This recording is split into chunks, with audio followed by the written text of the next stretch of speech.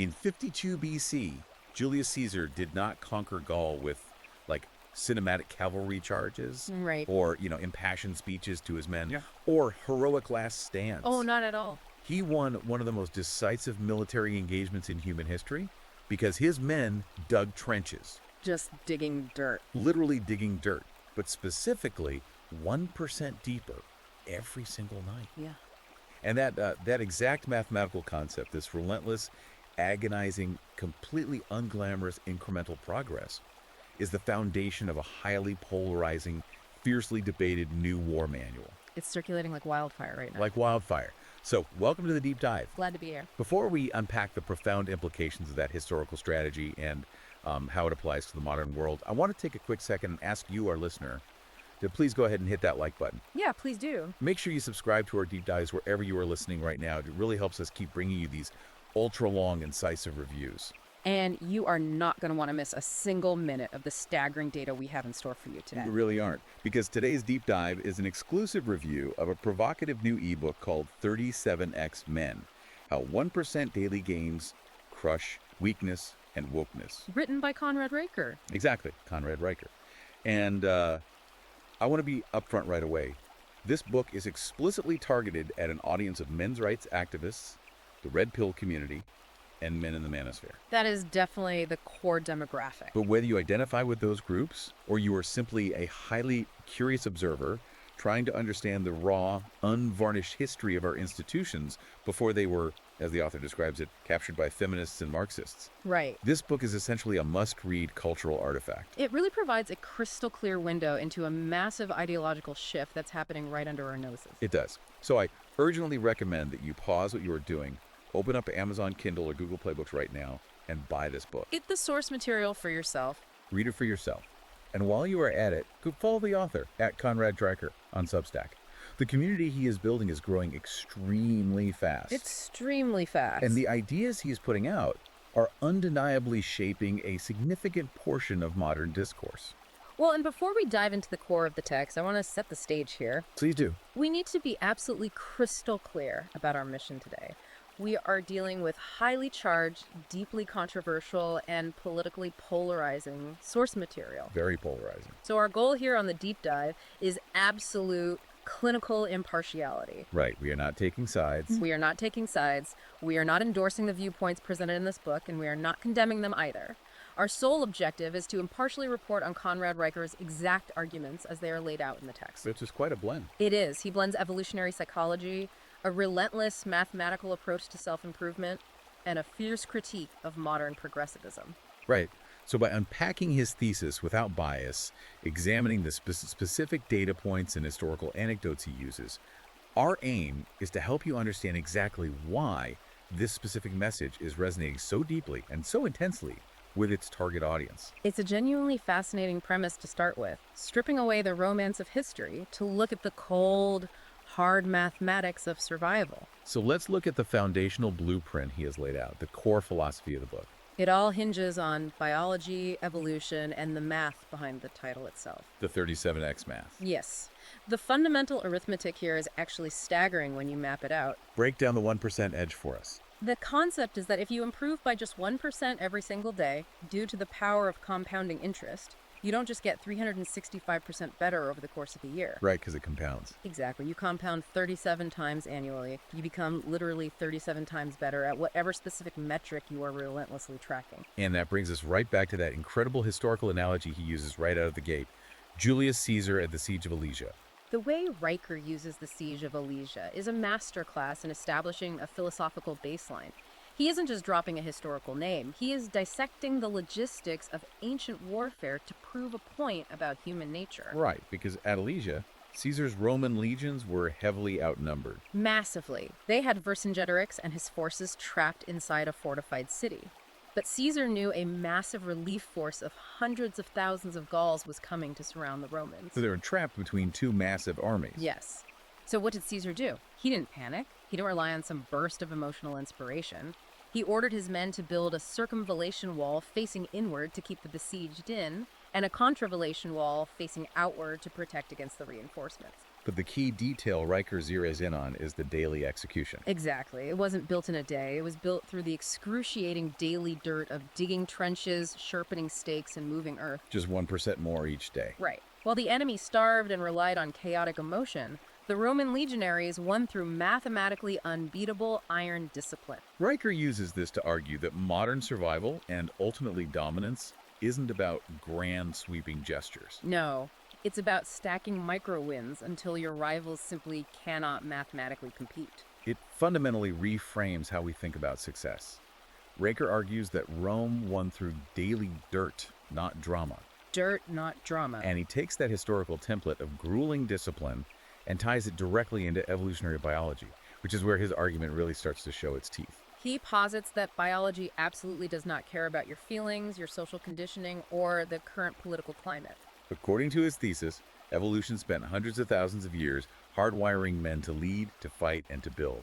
He makes the stark claim that modern society wants men to be soft. That contemporary culture mocks male ambition as toxic. Right, and actively pathologizes natural male discipline as a form of oppression. But nature, he argues, operates on an entirely different ancient operating system that has always and will always reward dominance. If we look closely at how he structures this argument, Riker is framing the current cultural climate, basically the last 50 to 60 years of human history, as an artificial, highly fragile anomaly. Yes. He contrasts this blip with the roughly 200,000 years of anatomically modern human evolution. And for those 200,000 years, competence, physical strength, and rigid hierarchy were not social constructs. They were the literal mechanisms that kept tribes alive in a brutal, unforgiving environment. He uses this striking metaphor, stating that a lion doesn't debate the ethics of territorial expansion with hyenas. It simply asserts its biological imperative and takes the territory. Exactly. The text argues that men who embrace this biological blueprint, who focus intensely on their own competence and physical strength rather than processing their emotions, are the ones aligning themselves with the inescapable laws of evolutionary biology. He explicitly writes that the modern push for male vulnerability and emotional deconstruction is a trap. A systemic mirage designed to neutralize male potential. Okay, so a listener might be thinking, that is a very intense primal worldview. But how does a guy working a desk job actually execute on that in the 21st century? This is where Riker introduces what he calls the 40% rule and the concept of weaponizing your own suffering. And to back this up, he doesn't just use philosophy. He pulls in research from the University of Kansas regarding human energy expenditure. Right, this research shows that humans possess an instinctual biological mechanism designed to conserve energy. Basically, we are wired by evolution to feel fatigue and want to stop, long before our bodies are actually depleted of resources. It was a survival mechanism to ensure early humans didn't burn all their calories chasing a gazelle and then starve to death. You see this exact concept championed by ultra-endurance athletes like David Goggins. Yes. The premise is that when your mind is absolutely screaming at you to quit, when your lungs are burning and you feel like you're at your absolute limit, you've actually only tapped into 40% of your true physical and mental capacity. That remaining 60% is a massive, untapped reserve guarded by your brain's evolutionary governor. And Riker views the ability to deliberately bypass that evolutionary governor to access that hidden 60% as the ultimate separator between what he categorizes as weak men and those who are capable of conquering their environment. He brings up the training regimens of Roman gladiators to brilliantly illustrate this point. Gladiators, whose very lives depended on their physical prowess, did not train with standard weight weapons. Right, they trained with a rudis, a wooden sword, but more importantly, they trained with weapons that were deliberately weighted down. Sometimes up to 20 pounds. 20 pounds for a sword. They would swing these impossibly heavy implements for hours in the sand. Why? So that when they finally stepped into the arena for actual mortal combat, the standard iron blade felt completely effortless in their hands. Riker leverages this historical reality to drive home a core philosophical pillar of his book. Modern comfort is a psychological and physical trap. He writes, and this is a very specific, deliberate linguistic choice, that suffering is the compound interest account where masculinity invests. I love that phrase. The logic is that if you deposit 1% daily pain, whether physical or mental, you withdraw 37 times the returns in resilience and capability over a year. That phrase seamlessly merges financial pragmatism with primal physical endurance, which seems to be the engine powering his entire philosophy. And to prove that this isn't just ancient history or abstract theory, he brings in modern military mastery. He looks at how elite forces, specifically Navy SEALs, utilize these exact same marginal gains during Hell Week. When these candidates are submerged in the freezing Pacific Ocean surf, they aren't utilizing therapy techniques to process their discomfort. Instead, Riker notes that the successful candidates hack their own physiological recovery rates by boosting their cold tolerance by just 1% a night. They tell themselves they can endure one more minute submerged. They focus on controlling one less shiver. Through this relentless micro-incremental exposure, he says they push their bodies until hypothermia essentially becomes a joke to them. He further grounds this in recent military history by highlighting a specific example from 2003 involving former Navy SEAL commander Jocko Willink. According to the book, Willink was deployed to an Iraqi oil rig and found himself faced with a unit that was effectively mutinous, lazy, and completely undisciplined. The environment was highly volatile. Instead of coddling the men, trying to understand their grievances, or holding a leadership seminar, Willink enforced a draconian yet highly incremental 1% daily accountability protocol. He didn't demand instant, miraculous perfection on day one. Instead, he demanded that the men check their combat gear just a fraction of a second faster. He required that they clean their weapons just slightly more thoroughly than the day before. He tightened up their mission briefings by just a minute each day. Riker emphasizes that this relentless, marginal application of discipline forced the men to slowly adapt. Within weeks, the fragmented complaining crew transformed into a highly cohesive team of combat-ready operators. For Riker, this anecdote serves as empirical proof that weakness or indiscipline isn't a permanent personality trait. It is simply a mathematical deficit that can be systematically solved with daily marginal applications of pressure. It's one thing to apply this 1% grind to your own gym routine, your stoic mindset, or a tight-knit military unit. But where the book takes a massive sweeping turn is when Riker takes this exact same microscopic lens and applies it to a macroscopic level. This is where it gets highly controversial. He uses this framework to analyze how modern corporate and governmental institutions function, or rather, how he fiercely believes they are failing. This brings us to his sweeping critique of what he calls woke capitalism and the capture of meritocracy. He starts this argument by looking at the trajectory of STEM fields: science, technology, engineering, and mathematics. Riker sets up a historical contrast that is quite jarring. He points out that back in the 1950s and 60s, aerospace engineers were literally using wooden slide rules, chalkboards, and sheer, uncompromising intellectual grit to calculate orbital mechanics. And with those primitive tools, that heavily male-dominated culture managed to put a human being on the moon by 1969. This historical baseline raises a critical question in Riker's framework.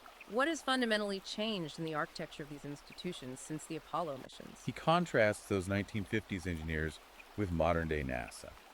Riker claims in the book that today NASA spends approximately $2.3 million annually on what are termed inclusive language consultants. His underlying argument is that an agency that once relied on raw mathematical competence to calculate lunar trajectories is now increasingly bogged down by bureaucratic diversity workshops. Workshops that, for instance, might debate whether the phrase colonizing space carries problematic historical connotations. He explicitly states in the text, you can't reach Mars when you're too busy censoring the word manned mission. For Riker, this is not merely a political annoyance or a difference in corporate culture. He frames it as active institutional sabotage, where the primary function of an organization is sacrificed on the altar of accommodating modern feelings and sociological theories. And he doesn't just pick on government agencies. He goes straight for the throat of corporate America. Dissecting corporate sabotage and ESG scores, environmental, social, and governance metrics. Riker's thesis claims that these scoring systems are intentionally designed to neuter actual merit. He pulls in some incredibly stark examples to build his case. He cites an alleged 2022 instance where JP Morgan fired 80% of its male staffers in a specific division to comply with strict top-down diversity quotas. But he goes even further, linking the tragic Boeing 737 MAX crashes directly to this institutional shift. He claims that a corporate focus on diversity, equity, and inclusion over pure, hard engineering merit created a culture where fatal flaws were overlooked, resulting in a $20 billion loss for the company and the tragic deaths of 346 people. To throw this into sharp relief, he compares modern Boeing struggles to Henry Ford's early 20th century all-male manufacturing teams. Teams who optimize the assembly line to pump out a Model T every 93 seconds based purely on mechanical efficiency. What Riker is doing here is portraying modern corporate HR departments and the entire framework of ESG mandates as parasitic forces that actively punish competence in order to hit arbitrary, socially engineered key performance indicators. He quotes the entrepreneur and political figure Vivek Ramaswamy, who stated, ESG is a scam to emasculate capitalism. Riker observes the economic data to back up this ideological claim. He notes that in traditionally male-dominated, highly physical industries like oil and gas exploration, the singular focus remains purely on output, efficiency, and profit. Conversely, he cites data from Morningstar indicating that ESG-focused investment funds actually trail the broader S&P 500 index by 15% annually. That's a huge gap. It is. The specific takeaway he wants his reader to absorb is that woke capitalism is not just culturally frustrating. It is mathematically and economically inferior. Therefore, he advises his readers to deliberately avoid companies that prioritize social justice initiatives and instead invest their labor and capital in unapologetic, pure merit-based enterprises. To further solidify this argument about merit and structure, he looks deeply into the historical record, presenting the controversial argument that patriarchy is, in fact, the fundamental builder of human civilization. He points to the physical infrastructure of the ancient world. Riker uses the example of Rome's aqueducts. Here you have 11 massive, incredibly complex engineering systems conceptualized and built entirely by men, Successfully delivering 200 million gallons of fresh water daily to a massive metropolis using nothing but gravity, precisely cut stone, and mathematical common sense. And as he pointedly notes, they accomplished this monumental feat without a single diversity, equity, and inclusion officer overseeing the project. He draws a direct, scathing contrast between that ancient competence and modern-day California, which he claims spends billions of taxpayer dollars on equitable water distribution committees and environmental impact studies, while the actual physical reservoirs and pipes crumble into disrepair. This analysis of physical infrastructure seamlessly ties into his view on the history of law, order, and human governance. Riker points out that the foundational documents that have guaranteed human rights and structured functional societies throughout history were drafted exclusively by men. From the drafting of the Magna Carta in 1215 by the English barons, to the writing of the U.S. Constitution in 1787, to the creation of Japan's post-war constitution in 1947. To explain why he believes this male-dominated approach to governance is superior, he brings in modern behavioral data. He cites a 2019 negotiation study out of Harvard University which found that, on average, women concede 14% more often than men during complex conflict resolution scenarios. Riker extrapolates from this data to argue that male-dominated legal codes and constitutions survive the test of time specifically because they demand strict accountability and draw hard lines, rather than endlessly seeking consensus or emotional compromise. He writes, "Weak systems negotiate, strong systems judge." In his framework, patriarchal structures are not the oppressive tools modern sociology claims them to be. Rather, they are the vital load-bearing pillars of any functional, enduring society. And then the book connects the modern dismantling of these load-bearing pillars directly to Marxism. Riker leans heavily on a quote from the renowned economist Thomas Sowell, who said, "Marxism is a ghost story for weak men." Riker argues that modern university systems have become ideological factories, essentially force-feeding vulnerable students the Communist Manifesto. An ideology that he sharply notes is historically responsible for the deaths of roughly 100 million people in the 20th century. Meanwhile, he points out that these same universities routinely ban or protest figures like clinical psychologist Jordan Peterson simply for advocating for personal responsibility and traditional hierarchies. It is a stark, intentional juxtaposition. Riker claims that the real poison of what he terms cultural Marxism is the systematic pathologizing of merit itself. He states that modern academic institutions actively teach students to view natural, biologically driven male competition as a form of oppression. They label traditional, competence-based hierarchy as toxic, and they increasingly teach that biological sex is a mere social construct rather than a fundamental scientific reality. Riker pushes back against this by arguing that men inherently thrive on ranked competitive systems. Whether we are looking at professional sports leagues, high-pressure sales leaderboards, or even the ranking tiers in online video games. Men gravitate toward these structures because, for hundreds of thousands of years, competence and hierarchy were absolute evolutionary necessities for group survival. By labeling a psychologist who teaches young men to clean their rooms and take personal responsibility as dangerous, while simultaneously granting academic tenure to professors espousing Marxist theories, Riker argues the higher education system is actively, deliberately working to dismantle the psychological framework that allows men to achieve success. So, having diagnosed what he sees as the systemic rot of macro institutions, the book then zooms back into the micro level of the individual man. How does a man survive and thrive in a system that Riker claims is rigged against him? This brings us to the mechanics of marginal gains in wealth, and a concept the book heavily focuses on: the sexual market value. Let's start with the financial side of the equation.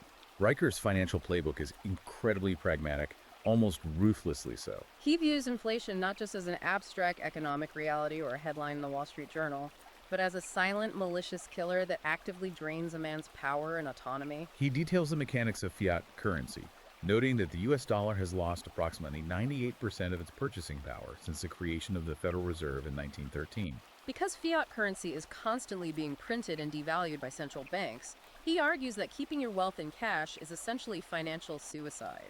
To counteract this systemic financial drain, Riker strongly advocates for the acquisition of Bitcoin. Which he describes in Nassim Taleb's terms as the ultimate anti-fragile asset. The appeal of Bitcoin, in Riker's framework, lies in its hard, mathematically enforced cap of exactly 21 million coins. Unlike fiat currency, it simply cannot be inflated away by bureaucratic whim or central bank policy. But what makes his financial advice unique is how he links this macroeconomic theory back to his foundational 1% daily improvement philosophy. He doesn't just say buy crypto. He advises his readers to conduct an immediate, ruthless audit of their daily spending habits. He wants men to identify and redirect the 1% daily financial bleed. Things like buying a $6 latte, paying for streaming services, or spending money on what he derisively calls virtue signals. And funnel that capital exclusively into appreciating assets. The explicit, stated goal here is to construct a financial fortress, a base of wealth that, in his exact words, feminists can't confiscate. And that specific phrasing, feminists can't confiscate, is the perfect segue into his incredibly stark views on the economics of modern marriage and divorce. Riker views the institution of marriage not through a lens of romance or soulmates, but through a hyper-pragmatic, almost ruthlessly economic and biological lens. To support this, he dives into census data, claiming that men who manage to out-earn their spouses by just 1% manage to slash their statistical odds of divorce by a massive 19%. Think about that math. Not a 15% drop, not a 20% drop, but exactly 19% based on a 1% earning edge. He illustrates this with an anecdote about a crypto trader who systematically bumped his monthly income by a trivial 0.9%. Almost immediately, according to the story, his wife suddenly canceled a highly expensive, frivolous self-care retreat she had planned. Riker uses this to explain the concept of hypergamy, the evolutionary biology theory that women are subconsciously driven to seek and retain partners of higher social and financial status. He argues that female biology detects these marginal gains in male wealth and power like a shark smells a drop of blood in the ocean. He pairs this evolutionary view of female hypergamy with a severe, heavily emphasized warning about the modern legal system. Riker portrays contemporary family law, and specifically the advent of no-fault divorce, as an institutionalized financial racket explicitly designed to loot male assets. He claims that modern divorce courts are essentially bureaucratic machines, set up to empty a man's pockets, redistribute his hard-earned wealth, and fund his ex-wife's lifestyle, often while limiting his access to his own children. Because he perceives this systemic bias as overwhelmingly stacked against men, he advises extreme caution when navigating long-term relationships. He frames financial dominance and the precise 1% incremental increases in a man's earning power not just as a path to a better lifestyle, but as the only reliable insurance policy against the devastating, life-altering financial ruin that modern divorce can inflict. Okay, so Riker claims a 1% daily improvement in your financial portfolio is essential, but he is equally, if not more, obsessed with the physical metrics. How does he square that purely physical argument with the highly social bureaucratic realities of the modern workplace he just critiqued? This is where he gets into what he terms beta tells and the raw biology of physicality. Riker enthusiastically breaks down the specific physical traits that he claims women are subconsciously, biologically hardwired to track, regardless of what they might say socially. He references anthropological studies from UCLA to assert that women are constantly instantly evaluating a man's grip strength, his shoulder-to-waist ratio, and the angular definition of his jawline. He goes so far as to state a specific metric. If your maximum deadlift drops by just 2% over a 6-month period, you are statistically entering what he calls the infidelity danger zone. It all ties back to a central premise that ancient biology completely overrides modern social conditioning. While contemporary society might loudly preach body positivity or attempt to deconstruct and dismantle traditional gender norms in the media, Raker insists that primal evolutionary instincts dictate actual human attraction. He provides his readers with a highly specific list of what he calls beta tells. These are behaviors, lifestyle choices, and traits that he claims will absolutely destroy a man's sexual market value and signal weakness to the opposite sex.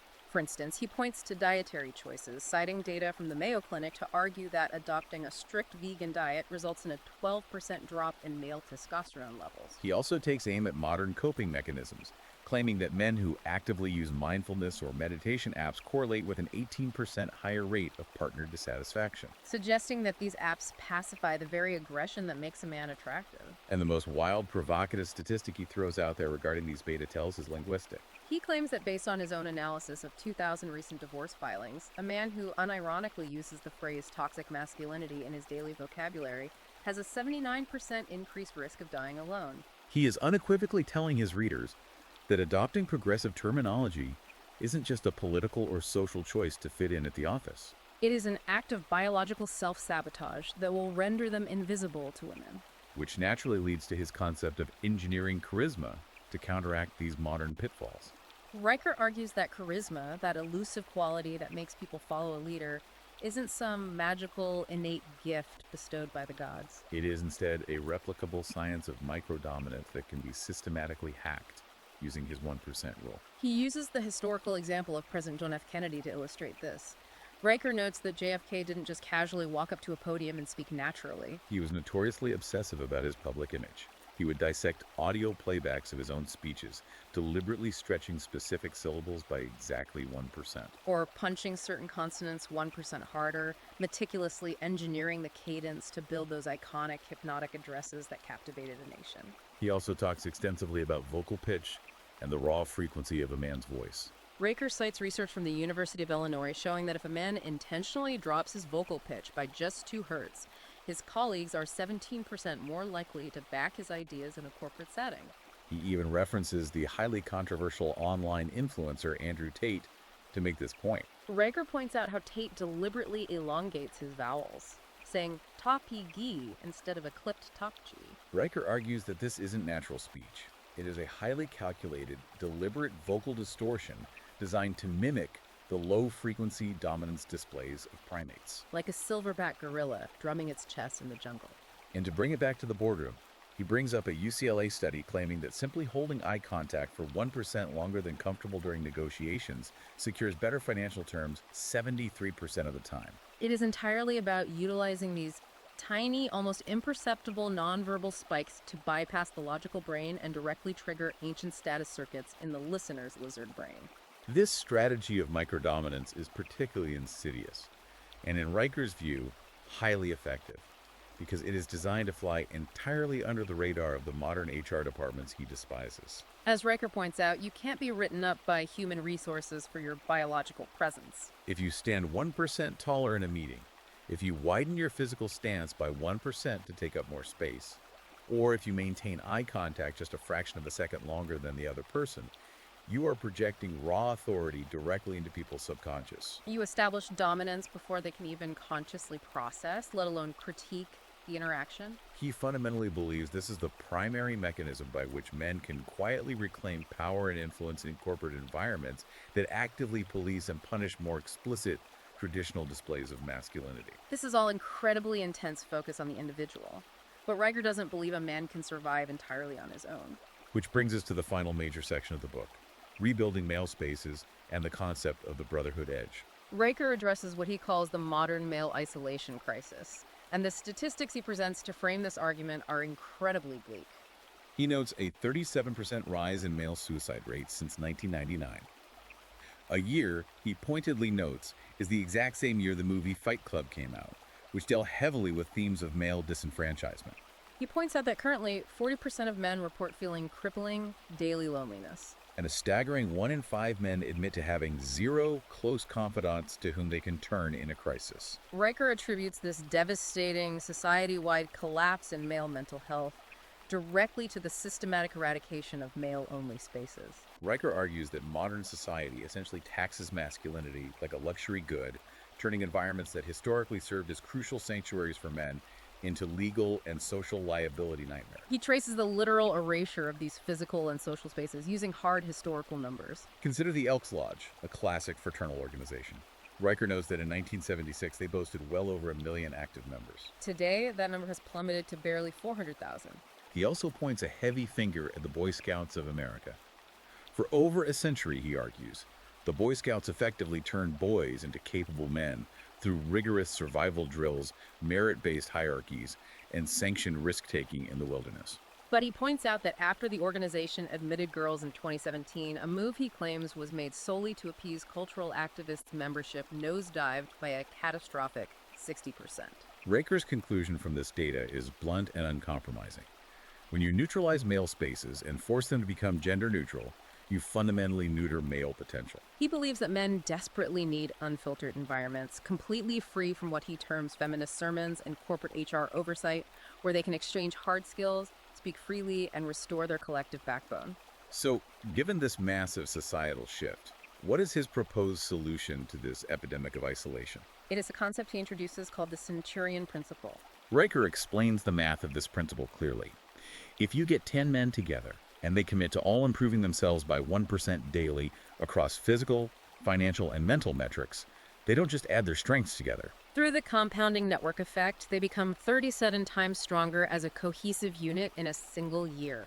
Because of this exponential power, he forcefully advocates for men to completely stop networking in the traditional, superficial corporate sense. Instead, he wants them to build legacy packs underground, high-trust networks of absolute brotherhood. To illustrate the immense financial and cultural power of this concept, he cites Peter Thiel's famous PayPal mafia as the ultimate modern blueprint. When eBay bought PayPal, Thiel's core team of men didn't just take their money and scatter. They kept a 1% equity stake in each other's future ventures. That specific bond of brotherhood, forged in the fires of a high-stress startup, compounded over the next decade to birth companies like LinkedIn, Tesla, and Palantir, creating a combined market cap that now exceeds $1 trillion. Riker deliberately contrasts this trillion-dollar brotherhood with the modern lone wolf archetype. He views the isolated man, sitting alone in his apartment, endlessly scrolling TikTok or playing video games, as atomized, highly vulnerable, and ultimately weak. To forge these powerful bonds of brotherhood, he offers his readers very specific, countercultural advice on the practice of journaling and legacy building.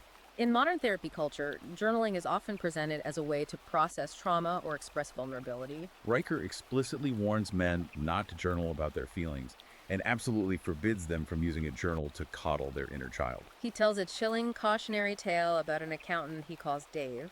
Dave diligently journaled about his fears, his insecurities, and his emotional struggles for 3 years. According to Riker, when Dave's marriage collapsed, his wife's legal team subpoenaed those very journals and used them in divorce court as Exhibit A to prove he was emotionally unstable, successfully taking primary custody of his kids, his house, and his car. That story is meant to terrify his readers, and it sets up his alternative perfectly. Instead of emotional processing, Riker says your pen should be utilized strictly as evolutionary artillery. He points to the historical example of Benjamin Franklin. Franklin didn't write about his anxieties. He meticulously tracked 13 specific virtues every single day, using precise one-line reflections to mathematically compound an ironclad identity. An identity that ultimately helped him birth a nation. Riker says a man's journal is not a diary for his feelings. It is a chainmail vest against ideological arrows. He instructs his readers to write exactly one line a day. Track your physical goals, track your financial metrics. And he specifically notes absolutely no emojis. This exhaustive, meticulous framework all culminates in the final chapter, which he titles the 37X Manifesto. Riker synthesizes every argument, every statistic, and every historical anecdote into a final, highly actionable call to arms for his readers. He advises these optimized men to begin building parallel structures. He advocates for the creation of private, offline compounds, mentioning a specific group of men who pooled their resources to buy a 50-acre plot of land in Montana to build a private shooting range and an extensive library. Entirely off the grid, with no Wi-Fi and no government inspectors. For those who must remain in the corporate world to extract capital, he advises adopting what the military calls the gray man tactic. This means blending in perfectly to dodge HR landmines. For example, he suggests simply stripping all pronouns out of corporate emails, remaining completely invisible to diversity audits, while continuing to quietly extract a high salary to fund their private parallel ventures. Finally, he urges his readers to actively weaponize the chaos of the modern world using Nassim Taleb's famous barbell strategy. Dedicating 90% of their effort and capital to building hyperstable, unshakable foundations, and taking wild, highly calculated risks with the remaining 10% to ensure they become truly anti-fragile in the face of institutional collapse. Which brings us to the outro of our deep dive today. To summarize this massive, incredibly dense text, the book presents a stark, absolutely binary choice to you, the reader. Conrad Riker claims that you can either passively submit to a modern culture that he believes fundamentally hates you, pathologizes your biology, and seeks to extract your resources. Or you can choose to rise, 1% at a time, to reclaim what he views as your biological birthright. It is an unapologetic call to stack marginal gains in wealth, build undeniable physical strength, and cultivate unvarnished masculinity until you can simply outcompete the institutional systems that are trying to hold you down. And as we conclude our impartial analysis of Riker's highly provocative work, I want to leave you with a final, lingering thought experiment to mull over on your own.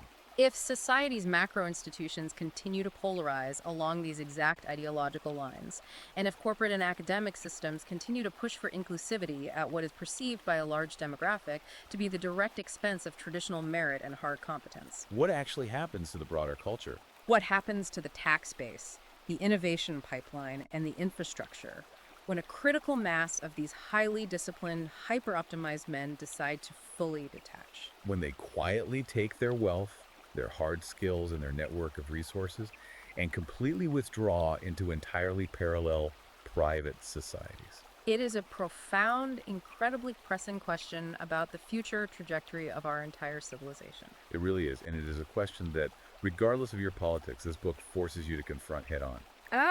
All right, that is going to wrap up our deep dive today. Thanks for joining us. Before you go, I'm going to remind you one last time to please like this video and subscribe to the deep dive so we can keep bringing you these ultra-long, incisive reviews of the culture's most important texts. And my final recommendation today, if you want to truly grasp the raw, unfiltered source material driving this massive cultural shift, you need to read it yourself. Go to Amazon Kindle or Google Play Books right now to buy 37X Men, How 1% Daily Gains Crush Weakness and Wokeness. Read it, analyze it, and understand it. Also, make sure you follow @Conrad Riker on Substack so you can monitor his growing community and stay up to date on everything he is putting out into the world. Thank you so much for listening, and we will see you on the next deep dive.